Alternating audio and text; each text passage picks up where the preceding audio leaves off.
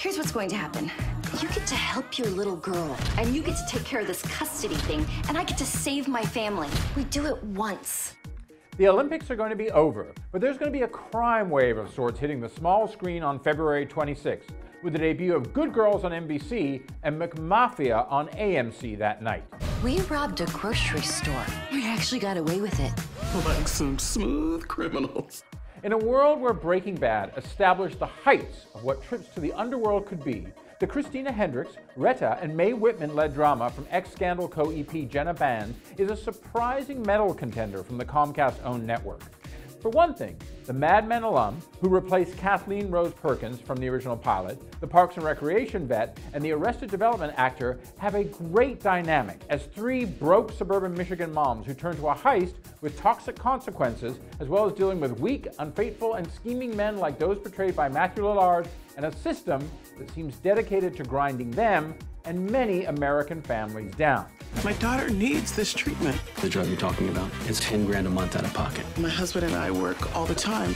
Coming off the promising premise but waning execution of Band's scuttled 2016 ABC series The Family, I have to say that despite the talent on screen, I wondered if Good Girls was going to work beyond its setup. But with inventive texting, church pews confrontations, demanding kids, trips to the Great White North, plus menacing men with tattoos, a critical take on the upcoming female-led Ocean's 11, and an arc towards going bad and then badder, the Universal-produced offering is actually quite good, bad girls and all, and a damn fine place to be once the Winter Olympics are over.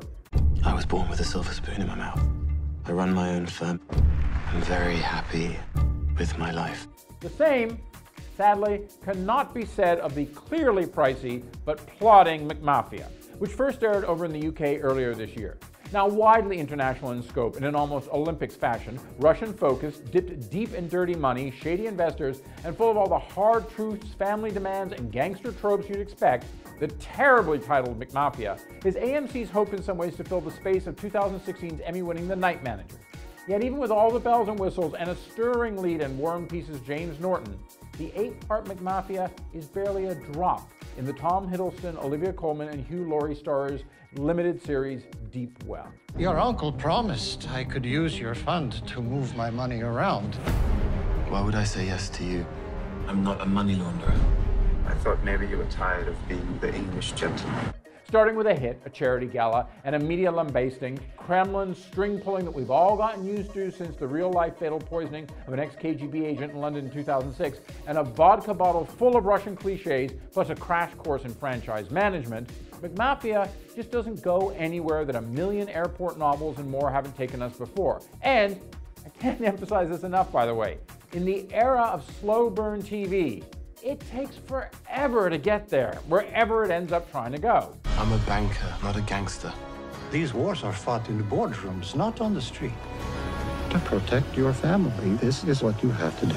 Like The Godfather, and almost every other decent, and really some not-so-decent organized crime dramas, and based on Misha Glenny's 2008 nonfiction book on the post-USSR rise of the global underground, McMafia is all about how the offspring who tried to get out of the family business is drawn back in.